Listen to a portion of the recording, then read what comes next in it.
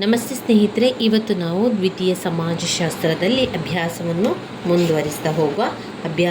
ಮುಂದುವರಿಸ್ತಾ ನಾವಿಲ್ಲಿ ಓದ್ಕೊಳ್ಬೇಕಾಗಿರುವಂತಹ ವಿಚಾರ ಭಾರತೀಯ ಸಮಾಜದ ತಾತ್ವಿಕ ಆಧಾರಗಳು. ಇದರಲ್ಲಿ ವರ್ಣಧರ್ಮಗಳ ಬಗ್ಗೆ ಕೂಡ ಇದೆ. ವರ್ಣಧರ್ಮಗಳಲ್ಲಿ ಅವರು ಕೇಳುವಂತಹ ಮುಖ್ಯವಾದ ಪ್ರಶ್ನೆ ಕರ್ತವ್ಯಗಳು. ಬ್ರಾಹ್ಮಣ ವರ್ಣದ ಕರ್ತವ್ಯಗಳು, ಕ್ಷತ್ರಿಯ ವರ್ಣದ ಕರ್ತವ್ಯಗಳು 5 ಅಂಕಕ್ಕೆ ಬಂದಿರುವಂತಹ ಪ್ರಶ್ನೆ. ಹಳೆಯ ಪ್ರಶ್ನೆ ಪತ್ರಿಕೆಗಳಲ್ಲಿ ನೀವು ನೋಡಿದರೆ ಇವುಗಳು ಪದೇ ಪದೇ ಬಂದಿರುವಂತಹ ಪ್ರಶ್ನೆಗಳಾಗಿದೆ. ಇಲ್ಲಿ ಬ್ರಾಹ್ಮಣ ವರ್ಣದ ಕರ್ತವ್ಯಗಳನ್ನು ನಾವು ನೋಡಿದರೆ, ಬ್ರಾಹ್ಮಣರು ಸೃಷ್ಟಿಕರ್ತನ ತಲೆ ಅಥವಾ ಬಾಯಿಯಿಂದ ಬಂದವರು ಎಂದು ಹೇಳಲಾಗಿದೆ. ತಲೆ ಜ್ಞಾನದ ಕೇಂದ್ರ ಅಥವಾ ಬಾಯಿ ನುಡಿಯ ನೆಲೆಯಾಗಿದೆ. ಆದ್ದರಿಂದ ಕಲಿಯುವುದು ಮತ್ತು ಬೋಧಿಸುವುದು ಬ್ರಾಹ್ಮಣನ ಅತ್ಯಂತ ಮುಖ್ಯವಾದ ಕರ್ತವ್ಯ. ಅಷ್ಟೇ ಅಲ್ಲದೆ ಅವರಿಗೆ ಇದರೊಂದಿಗೆ ಯಜ್ಞ ಯಾಗಾದಿಗಳನ್ನು ಮಾಡಲಿಕ್ಕೆ ಕೂಡ ಇರುವಂಥದ್ದು. ಯಜ್ಞಗಳಲ್ಲಿ ಪುರೋಹಿತನಾಗಿ ಕಾರ್ಯ ನಡೆಸುವುದು, ದಾನವನ್ನು ಕೊಡುವುದು ಮತ್ತು ತೆಗೆದುಕೊಳ್ಳುವುದು ಎರಡೂ ಕೂಡ ಅವನ ಕರ್ತವ್ಯಗಳಾಗಿದೆ. ಬೋಧಿಸುವುದು ಅಥವಾ ಕಲಿಸುವುದು, ಆತ್ಮಸಂಯಮ ಮತ್ತು ತಪಸ್ಸುಗಳನ್ನು ಆಚರಿಸುವುದು ಬ್ರಾಹ್ಮಣ ವರ್ಣದ ನಿರ್ದಿಷ್ಟ ಕರ್ತವ್ಯಗಳಾಗಿದೆ ಎಂದು ಮಹಾಭಾರತದಲ್ಲಿ ಹೇಳಲಾಗಿದೆ. ಬೋಧಿಸುವುದು ಮತ್ತು ಪೌರೋಹಿತ್ಯ ನಡೆಸುವುದನ್ನು ಅವನ ವೃತ್ತಿ ಅಥವಾ ಜೀವನೋಪಾಯಗಳೆಂಬುದಾಗಿ ಹೇಳಲಾಗಿದೆ. ಅವನು ಸಮಾಜದ ಆಧ್ಯಾತ್ಮಿಕ, ಭೌತಿಕ ಮತ್ತು ಸಾಂಸ್ಕೃತಿಕ ಬಳುವಳಿಗಳ ರಕ್ಷಕನಾಗಬೇಕು. ಆಧ್ಯಾತ್ಮಿಕ ವಿಚಾರಗಳಲ್ಲಿ ವಿಶೇಷ ಜ್ಞಾನವನ್ನು ಗಳಿಸಿ ಅದನ್ನು ಎಲ್ಲ ಕಡೆ ಪ್ರಚಾರ ಮಾಡಬೇಕಾದುದು ಅವನ ಮೊದಲ ಕರ್ತವ್ಯ ಕೂಡ ಆಗಿದೆ. ಅವನು ಜನರಿಗೆ ಸ್ನೇಹಿತ, ಹಿತಚಿಂತಕ, ದಾರ್ಶನಿಕ ಮತ್ತು ಮಾರ್ಗದರ್ಶಿಯಾಗಿರಬೇಕು. ಅವನು ಅಧ್ಯಾಪಕನಾಗಿ ಮಾಡುವ ಕರ್ತವ್ಯಗಳಿಗೆ ಯಾವ ರೀತಿಯ ಬೋಧನಾ ಶುಲ್ಕವನ್ನು ತೆಗೆದುಕೊಳ್ಳಕೂಡದು ಮತ್ತು ಇತರರು ಮಾಡುವ ಯಜ್ಞಯಾಗಗಳಲ್ಲಿ ಅವನು ಮಾಡುವ ಸೇವೆಗಳಿಗಾಗಿ ಅವರಿಂದ ಏನನ್ನೂ ಬಲವಂತವಾಗಿ ಕೇಳಿ ಪಡೆಯಕೂಡದು. ಅವರು ಕೊಡುವ ಸಾಂಪ್ರದಾಯಿಕ ಕಾಣಿಕೆ, ದಕ್ಷಿಣೆ ಅಥವಾ ಸ್ವ ಇಚ್ಛೆಯಿಂದ ನೀಡುವಂತಹ ದಾನಗಳನ್ನು ಪಡೆದು ಅವನು ಸಂತೋಷ ಪಡಬೇಕಾಗಿರುವಂಥದ್ದು. ಇತರರು ಕೊಡುವ ದಾನಗಳನ್ನು ಒಪ್ಪಿ ತೆಗೆದುಕೊಳ್ಳುವುದರಿಂದ ಅವನು ಅವರಿಗೆ ತನ್ನ ಪುಣ್ಯವನ್ನೇ ವರ್ಗಾಯಿಸುತ್ತಾನೆ ಮತ್ತು ಪುನಃ ಪುಣ್ಯವನ್ನು ಗಳಿಸಲು ತಪಸ್ಸನ್ನಾಚರಿಸಬೇಕು. ಅವನು ಲೌಕಿಕ ಪದಾರ್ಥಗಳನ್ನು ಹೆಚ್ಚಾಗಿ ಪಡೆದು ತನ್ನ ಆಸ್ತಿಯ ಭಾರವನ್ನು ಹೆಚ್ಚಿಸಿಕೊಳ್ಳಕೂಡದು. ರಾಜಕೀಯ ಅಧಿಕಾರವನ್ನು ಗಳಿಸಲು ಪ್ರಯತ್ನಿಸಬಾರದು. ಇಚ್ಛಾಪೂರ್ವಕವಾಗಿ ಆರಿಸಿ ಬಂದ ಬಡತನ ಅಂದರೆ ಸರಳ ಜೀವನ, ಉದಾತ್ತ ವಿಚಾರ ಮತ್ತು ಸಮಗ್ರ ವಿಶ್ವ ಕಲ್ಯಾಣಕ್ಕಾಗಿ ನಿಸ್ವಾರ್ಥ ಸೇವೆ ಮಾಡುವುದು ಅವನ ಆದರ್ಶಗಳಾಗಿರಬೇಕು. ಶಾಂತ ಪ್ರಕೃತಿ, ಇತರರಿಗೆ ನೋವನ್ನು ಕೆಡಕನ್ನುಂಟು ಮಾಡದಿರುವುದು, ಇತರರನ್ನು ದ್ವೇಷಿಸದೇ ಇರುವುದು, ಕ್ಷಮಿಸುವ ಉದಾರತೆ, ವಿವೇಕ, ಆಳವಾದ ಪಾಂಡಿತ್ಯ, ದಯೆ, ದಾನ ನೀಡುವ ಔದಾರ್ಯ, ಭಗವಂತನಲ್ಲಿ ಭಕ್ತಿ, ಸತ್ಯಸಂಧತೆ ಇತ್ಯಾದಿಗಳು ಅವನ ಸಹಜವಾದ ಲಕ್ಷಣಗಳಾಗಿರಬೇಕು. ಭಗವದ್ಗೀತೆಯ ಪ್ರಕಾರ ಬ್ರಾಹ್ಮಣನ ಸ್ವಾಭಾವಿಕ ಗುಣಗಳಿಗೆ ಅನುಸಾರವಾಗಿ ಶಾಂತತೆ, ಪರಿಶುದ್ಧತೆ, ಆತ್ಮಸಂಯಮ, ಸತ್ಯಪ್ರಿಯತೆ, ಪ್ರಾಮಾಣಿಕತೆ, ತಾಳ್ಮೆ, ಕಷ್ಟಸಹಿಷ್ಣುತೆ, ಪರಸಹಿಷ್ಣುತೆ, ವಿಶ್ವಪ್ರೇಮ, ಕಠಿಣ ನೀತಿ ನಿಯಮಬದ್ಧತೆ, ವಿವೇಕ, ಸೂಕ್ಷ್ಮ ಜ್ಞಾನ ಮತ್ತು ನಂಬಿಕೆಯಿಂದ ಕೂಡಿದ ಜೀವನವನ್ನು ನಡೆಸುವುದು ಅವನ ಕರ್ಮಗಳಾಗಿರುತ್ತದೆ. ಸಂಕ್ಷೇಪದಲ್ಲಿ ಭೌತಿಕ, ಸಾಂಸ್ಕೃತಿಕ ಮತ್ತು ಆಧ್ಯಾತ್ಮಿಕ ಸಂಪತ್ತಿನ ರಕ್ಷಣೆ ಮತ್ತು ಘೋಷಣೆ, ಸ್ವತಂತ್ರವಾಗಿ ಹಾಗೂ ಯಾವ ವಿಧವಾದ ಖರ್ಚುಗಳು ಸಮಾಜಕ್ಕೆ ಉಂಟಾಗದ ರೀತಿಯಲ್ಲಿ ವಿದ್ಯೆಯ ಪ್ರಸಾರ, ಇತರರ ಒಳಿತಿಗಾಗಿ ನಿಸ್ವಾರ್ಥ ಸೇವೆಯನ್ನು ಮಾಡುವುದು, ವಿಶ್ವ ಕಲ್ಯಾಣಕ್ಕಾಗಿ ತನ್ನ ಜೀವನವನ್ನೇ ಅರ್ಪಿಸುವುದು, ಯಾವಾಗಲೂ ಪರಲೋಕ ಸಾಧನೆಯ ಬಗ್ಗೆ ಚಿಂತಿಸುವುದು ಮತ್ತು ಎಲ್ಲ ಶಾಶ್ವತವಾದ ಮೌಲ್ಯಗಳ ಸಕಾರ ಮಾದರಿಯಾಗುವುದು ಅವನಿಗೆ ನಿಗದಿಪಡಿಸಿರುವ ಕರ್ತವ್ಯಗಳಾಗಿದೆ. ಅವನು ವಿಶ್ವದ ಹಿತಕ್ಕಾಗಿ ತನ್ನ ಪ್ರಾಣವನ್ನೇ ತ್ಯಜಿಸುವುದಕ್ಕೆ ಸಿದ್ಧನಾಗಿರಬೇಕು. ಆದ ಕಾರಣ ನಿಷ್ಕೃಷ್ಟವಾಗಿ ಹೇಳಬೇಕಾದರೆ ಅವನಿಗೆ ಹಕ್ಕುಗಳಿಲ್ಲ. ಅವನಿಗಿರುವುದೆಲ್ಲ ಕೇವಲ ಕರ್ತವ್ಯ, ಅತೀ ಮುಖ್ಯವಾದ ಹೊಣೆಗಳು ಮಾತ್ರ.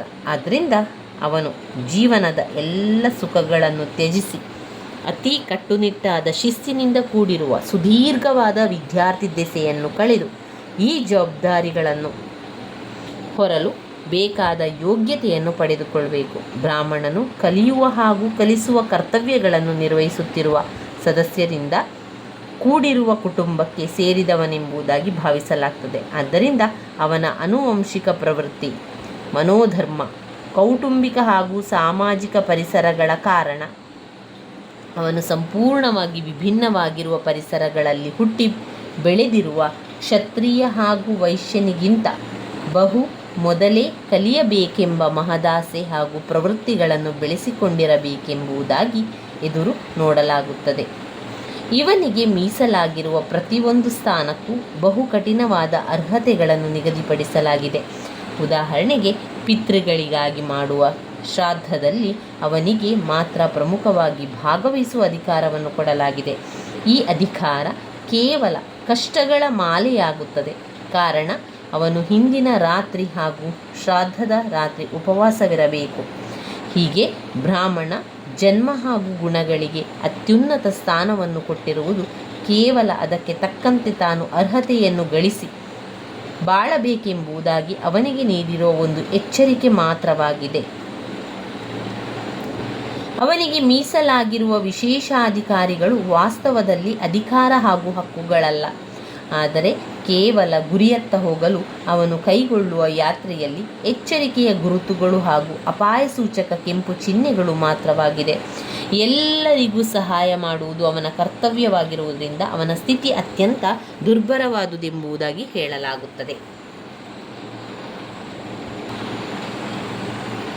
ಇನ್ನು ಕ್ಷತ್ರಿಯ ವರ್ಣದ ಕರ್ತವ್ಯಗಳನ್ನು ನೋಡಿಕೊಳ್ಳುವ. ವೇದ ಅಧ್ಯಯನ, ಯಜ್ಞಯಾಗಾದಿಗಳನ್ನು ನಡೆಸುವುದು ಮತ್ತು ದಾನ ಕೊಡುವುದು ಬ್ರಾಹ್ಮಣ ಹಾಗೂ ಕ್ಷತ್ರಿಯರಿಗೆ ಸಾಮಾನ್ಯವಾಗಿರುವ ಕರ್ತವ್ಯಗಳಾಗಿದೆ. ಆದರೆ ಆಯುಧಗಳನ್ನು ಹಿಡಿದು ಅವುಗಳನ್ನು ಜನರ ರಕ್ಷಣೆಗಾಗಿ ಬಳಸುವಂಥದ್ದು ಮಾತ್ರ ಮತ್ತು ಧರ್ಮದಿಂದ ನಾಡನ್ನು ಆಳುವುದು ಕ್ಷತ್ರಿಯರ ನಿಜವಾದ ಕರ್ತವ್ಯ. ಅವನು ಸಮಾಜವನ್ನು ಪರರಾಷ್ಟ್ರಗಳ ಆಕ್ರಮಣ ಹಾಗೂ ಆಂತರಿಕ ಗಲಭೆಗಳಿಂದ ರಕ್ಷಿಸುವವನು. ಜನರ ಸ್ವಾತಂತ್ರ್ಯವನ್ನು ಕಾಯಲು ಹೋರಾಡುವ ಸೈನಿಕನು ಮತ್ತು ನಾಡಿನಲ್ಲಿ ಶಾಂತಿಯನ್ನು ಸ್ಥಾಪಿಸಿ ಕಾಪಾಡುವ ಮುಖ್ಯಾಧಿಕಾರಿ. ಆದ್ದರಿಂದ ಆಯುಧಗಳ ಬಳಕೆ ಹಾಗೂ ಸೈನಿಕ ಕಲೆಗಳಲ್ಲಿ ತರಬೇತನ್ನು ಪಡೆಯುವುದು ಅವನ ಅವಶ್ಯ ಕರ್ತವ್ಯವಾಗಿದೆ. ಅವನು ತನ್ನ ವ್ಯಾಸಂಗವನ್ನು ಸ್ವಲ್ಪ ವಿಳಂಬವಾಗಿ ಪ್ರಾರಂಭಿಸುತ್ತಾನೆ ಮತ್ತು ಅದರ ಅವಧಿ ಹ್ರಸ್ವವಾಗಿರುತ್ತದೆ, ಕಾರಣ ಅವನು ಒಂದು ವೇದದಲ್ಲಿ ಪ್ರವೀಣನಾಗುವುದಕ್ಕೆ ಬೇಕಾಗುವಷ್ಟು ಕಾಲವನ್ನು ವಿನಿಯೋಗಿಸಲಾರನು. ಜೀವನದಲ್ಲಿ ಅವನಿಗೆ ಒಪ್ಪಿಸಲಾಗಿರುವ ಕರ್ತವ್ಯಗಳನ್ನು ನಿರ್ವಹಿಸುವುದಕ್ಕೆ ಅವನನ್ನು ಅರ್ಹನನ್ನಾಗಿಸಲು ಕನಿಷ್ಠ ಪ್ರಮಾಣದ ವೇದಾಧ್ಯಯನ ಸಾಕು. ಸಮಾಜದಲ್ಲಿ ಅವನು ತನ್ನ ಜವಾಬ್ದಾರಿಯನ್ನು ಅರಿತು ಅದಕ್ಕೆ ತಕ್ಕಂತೆ ವರ್ತಿಸಲು ಶಕ್ತನಾದಂತಹ ವಿದ್ಯಾವಂತನಾದ ವ್ಯಕ್ತಿಯಾಗಬೇಕು ಎಂಬುದಾಗಿ ಬಯಸುತ್ತದೆ. ಒಟ್ಟಿನಲ್ಲಿ ಧೈರ್ಯವಾಗಿ ಕಾದಾಡುವುದು ಮತ್ತು ಧರ್ಮಕ್ಕಾಗಿ ಪ್ರಾಣವನ್ನು ತ್ಯಜಿಸಬೇಕಾದುದು ಕ್ಷತ್ರಿಯನ ಕರ್ತವ್ಯ. ರಾಜನಾದವನು ನೀತಿ ಹಾಗೂ ಧರ್ಮದ ಕರಾರುವಕ್ಕಾದ ನಿಯಮಗಳಿಗನುಸಾರವಾಗಿ ಆಳಬೇಕು. ಅವನು ತನ್ನ ಪ್ರಜೆಗಳನ್ನು ತನ್ನ ಸ್ವಂತ ಮಕ್ಕಳಂತೆ ಎಣ್ಣಿಸಿ ಪಾಲಿಸಬೇಕು. ಅವನು ಸದಾ ಚುರುಕಾಗಿರಬೇಕು, ಕಾರ್ಯಶೀಲರಾಗಿರಬೇಕು ಮತ್ತು ಸತ್ಯಪ್ರಿಯನಾಗಿರಬೇಕು. ಅವನು ನ್ಯಾಯದ ಉಗ್ರತೆಯನ್ನು ಕರುಣೆಯನ್ನು ಬೆರೆಸಿ ಮೃದು ಮಾಡಬೇಕು. ಅವನು ಉದಾರ ಬುದ್ಧಿಯುಳ್ಳವನು ಮತ್ತು ಪಂಡಿತರಿಗೆ ಆಶ್ರಯದಾತನೂ ಆಗಿರಬೇಕು ಎಂಬುದಾಗಿ ಮಹಾಭಾರತ ಹೇಳುತ್ತದೆ. ಎಲ್ಲರಿಗೂ ಒಳ್ಳೆಯ ಹಿತಕರವಾದ ಜೀವನವನ್ನು ನಡೆಸುವುದು ಸಾಧ್ಯವಾಗುವಂತೆ ಮಾಡುವುದೇ ಅವನ ಕರ್ತವ್ಯ ಅಥವಾ ಧರ್ಮ. ಧೈರ್ಯ, ಕಲಿತನ, ವೀರಲಕ್ಷಣ, ಶಾರೀರಿಕ ಬಲ, ಔದಾರ್ಯ, ಗಂಭೀರ್ಯ, ದೃಢ ನಿಶ್ಚಯ ಇತ್ಯಾದಿ ಕ್ಷತ್ರಿಯನ ಲಕ್ಷಣಗಳು. ಅವನು ಸಮಾಜಕ್ಕೆ ರಕ್ಷಣಾ ಸೇವೆಗಳನ್ನು ಮಾಡುವ ಬಹುಭಾರಿಯಾದ ಹೊಣೆಯನ್ನು ಹೊರಲು ಶಕ್ತನಾಗಿರಬೇಕು. ಬ್ರಾಹ್ಮಣ ಹಾಗೂ ಕ್ಷತ್ರಿಯರು ಸಾಂಸ್ಕೃತಿಕ ಅಸ್ತಿತ್ವಕ್ಕೆ ಬಹುಬಲವಾದ ಮೂಲಭೂತ ಆಸ್ತಿಭಾರವನ್ನು ಒದಗಿಸಬಲ್ಲರು ಮತ್ತು ಸಮಾಜಕ್ಕೆ ಅತ್ಯಂತ ಭದ್ರವಾದ ಹಾಗೂ ಬಹುಪ್ರಕಾಶಮಯವಾದ ಅಪೂರ್ವ ಕಾಂತಿಯನ್ನು ಬೀರುವ ಆಧಾರ ಸ್ತಂಭಗಳಾಗಬಲ್ಲರು. ಇನ್ನು ಇದರಲ್ಲಿ ಬಂದಿರುವಂತಹ ಮತ್ತೊಂದು 5 ಅಂಕದ ಪ್ರಶ್ನೆ, ಆಶ್ರಮ ಧರ್ಮ. ಆಶ್ರಮ ಧರ್ಮದಲ್ಲಿ ಬ್ರಹ್ಮಚರ್ಯಾಶ್ರಮ, ಗೃಹಸ್ಥಾಶ್ರಮ, ವಾನಪ್ರಸ್ಥಾಶ್ರಮ, ಸನ್ಯಾಸಾಶ್ರಮ ಎನ್ನುವಂಥ 4 ಆಶ್ರಮಗಳನ್ನು ಕಾಣಬಹುದು. ಈ 4 ಆಶ್ರಮಗಳನ್ನು ನಾವು ಓದ್ಕೊಳ್ಳುವಂಥದ್ದು. ಹಾಗೆ ಅದಾದ ನಂತರ ನಿಮಗೆ ಅದರಲ್ಲಿ ಯಾವ ವಿವರಣೆಯನ್ನು ಬರೆಯಲಿಕ್ಕೆ ಸಾಧ್ಯ ಆಗ್ತದ ಅದನ್ನು ಬರಿತಾ ಹೋಗುವಂಥದ್ದು.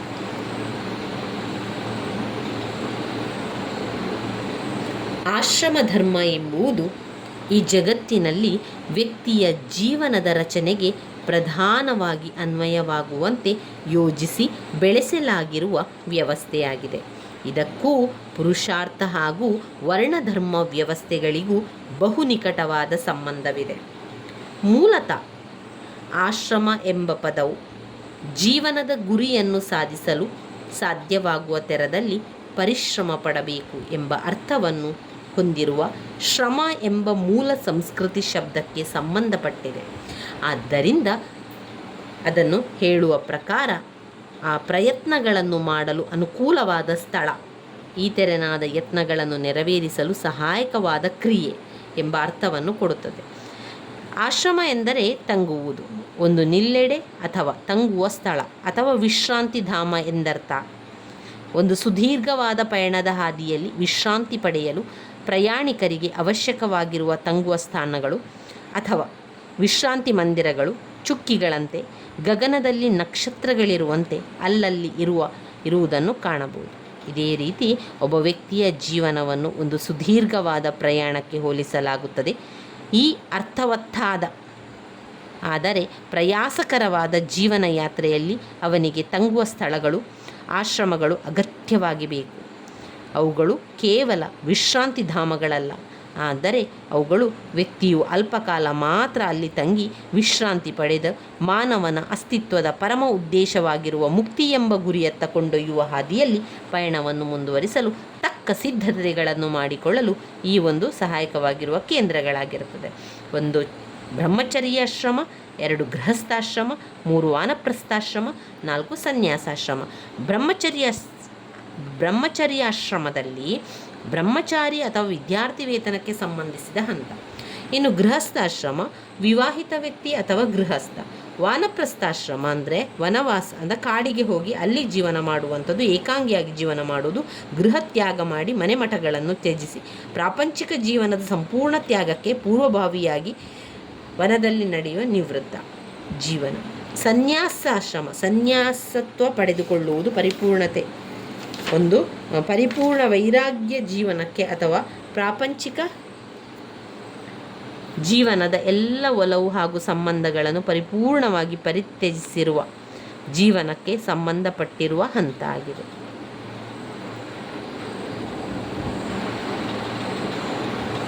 ಇಲ್ಲಿ ವ್ಯಾಸರ ಪ್ರಕಾರ ಈ ಆಶ್ರಮಗಳು ಒಂದು ಏಣಿಯಂತಿವೆ ಅಥವಾ 4 ಮೆಟ್ಟಿಲುಗಳ ಸಾಲಿನಂತಿದೆ. ಇವುಗಳನ್ನು ಹತ್ತಿಕೊಂಡು ಹೋದರೆ ಪರಬ್ರಹ್ಮನನ್ನು ಸೇರಬಹುದು ಅಂತ ನಾವು ಉಪನಿಷತ್ತಿನಲ್ಲಿ ಧರ್ಮಕ್ಕನುಸಾರವಾಗಿ ಸರ್ವಕಾಲಿಕ ವಿದ್ಯಾರ್ಥಿಯ ಯಜ್ಞಯಾಗಗಳನ್ನು ಮಾಡಬೇಕೆಂಬುದಾಗಿ ನಿರೀಕ್ಷಿಸಲಾಗುವ ಗೃಹಸ್ಥನ ಮತ್ತು ತಪಸ್ಸುಗಳನ್ನು ಆಚರಿಸಬೇಕಾಗಿರುವ ಏಕಾಂತವಾಸಿ ಅಥವಾ ವಿರಕ್ತನ ವರ್ಗಗಳೆಂಬ ಕೇವಲ ಮೊದಲ 3 ಆಶ್ರಮಗಳ ಬಗ್ಗೆ ಮಾತ್ರ ಉಲ್ಲೇಖವಿದೆ ಎಂಬುದು ಗಮನಿಸಬೇಕಾದ ವಿಷಯ. ಬ್ರಹ್ಮಚರ್ಯಾಶ್ರಮ ಬ್ರಹ್ಮಚರ್ಯವನ್ನು ತೊಡೆದುಕೊಳ್ಳುವಂಥದ್ದು.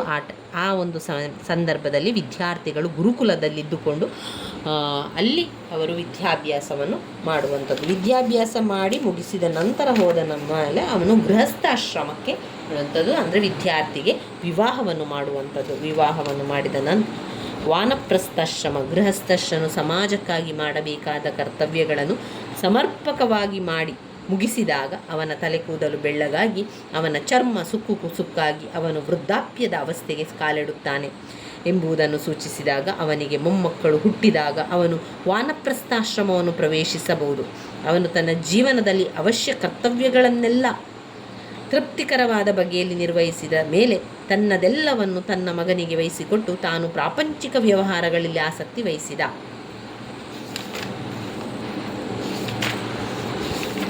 ಈಗಾಗಲೇ ಪುರುಷಾರ್ಥವನ್ನು ಕೂಡ ಕಲಿತಿದ್ದೇವೆ. ಪುರುಷಾರ್ಥದಲ್ಲಿ 4 ಪುರುಷಾರ್ಥ: ಧರ್ಮ, ಅರ್ಥ, ಕಾಮ, ಮೋಕ್ಷ. ಧರ್ಮ ಎಂದರೆ ನೀತಿ, ರುಜು. ಧರ್ಮ ಎಂದರೆ ರೀತಿ, ನೀತಿ, ರುಜು, ಮಾರ್ಗ, ಸದ್ಗುಣ, ಕೌಶಲ್ಯ, ಕರ್ತವ್ಯ. ಹಾಗೂ ಕರ್ತವ್ಯ ಅರ್ಥವೆಂದರೆ ಸಂಪತ್ತು ಹಾಗೂ ಪ್ರಾಪಂಚಿಕ ಅಭಿವೃದ್ಧಿ. ಕಾಮ ಎಂದರೆ ಜೀವನದ ಸುಖಾನುಭವ. ಮೋಕ್ಷ ಎಂದರೆ ಜನನ ಮರಣ ವೃತ್ತಗಳಿಂದ ಬಿಡುಗಡೆ. ಇಷ್ಟು ಪುರುಷಾರ್ಥದಲ್ಲಿ ಬರುವಂಥ ವಿಚಾರಗಳು.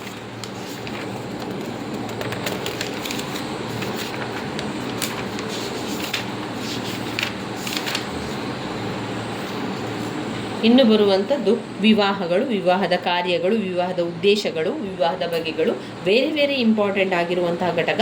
ಅದನ್ನು ನಾವು ಮುಂದಿನ ವಿಡಿಯೋದಲ್ಲಿ ತಿಳ್ಕೊಳ್ಳುವ ಸ್ನೇಹಿತರೆ. ಮುಂದಿನ ವಿಡಿಯೋದಲ್ಲಿ ಸಂಪೂರ್ಣವಾಗಿ ಅದರ ವಿವಾಹದ ಲಕ್ಷಣಗಳು, ವಿವಾಹದ ಕಾರ್ಯಗಳು, ವಿವಾಹದಲ್ಲಿ ಬರುವಂಥ ಉದ್ದೇಶಗಳು, ವಿವಾಹದ ಬಗೆಗಳು, ಇವೆಲ್ಲವನ್ನು ಕೂಡ ನಾವು ಮುಂದಿನ ವಿಡಿಯೋದಲ್ಲಿ ತಿಳಿತಾ ಹೋಗುವ. ನನ್ನ ವಿಡಿಯೋಸ್ ಎಲ್ಲ ನಿಮಗೆ ಇಷ್ಟ ಆಗಿದ್ದರೆ ಲೈಕ್ ಕೊಡಿ, ಶೇರ್ ಮಾಡಿ, ಸಬ್ಸ್ಕ್ರೈಬ್ ಮಾಡಲಿಕ್ಕೆ ಮರಿಬೇಡಿ ಸ್ನೇಹಿತರೆ. ಧನ್ಯವಾದಗಳು.